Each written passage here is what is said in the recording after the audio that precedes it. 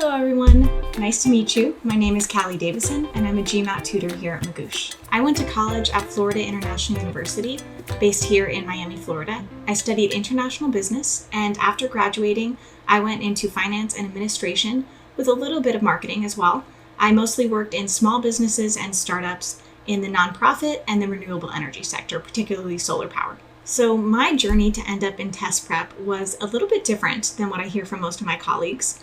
I started out as a student just like all of you.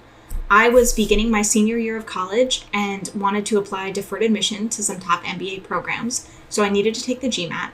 I pooled literally all of my savings to pay for a very expensive in-person prep course, and it was nice. They helped a bit. I learned a lot, but I didn't really get that teaching on math fundamentals that I think is what I actually needed. So when I took the GMAT at the end of the prep course, I scored pretty well in the low 700s, but my quant score was way too low to be competitive at the top programs that I was applying to. So I found myself completely out of money and needing to take the test again, along with having a very demanding class schedule since the semester had begun. So thank goodness I found Magoosh at that time.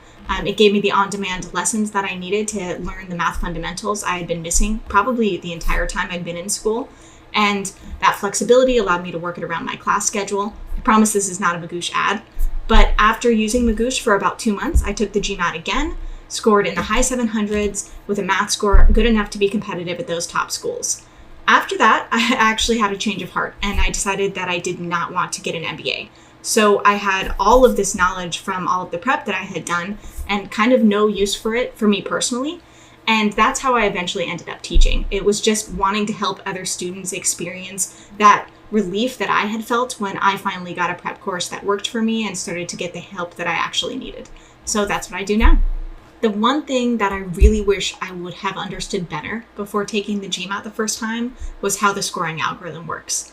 It's kind of a black box, but I think the most important thing I was missing is really getting what an adaptive algorithm means. It means that the better you do, the harder the test feels. So when I was having good practice tests, I would often think I was doing so terribly, I got in my head and ruined the end of the exam. But what was really happening is that I had been successful and was being given harder problems. Outside of work, I'm an amateur interior designer. And I spend a lot of time with my fiance, my family, and my dogs. I look forward to seeing you all again soon for some math lessons here on our YouTube channel, and perhaps I'll see you on our blog or in tutoring as well.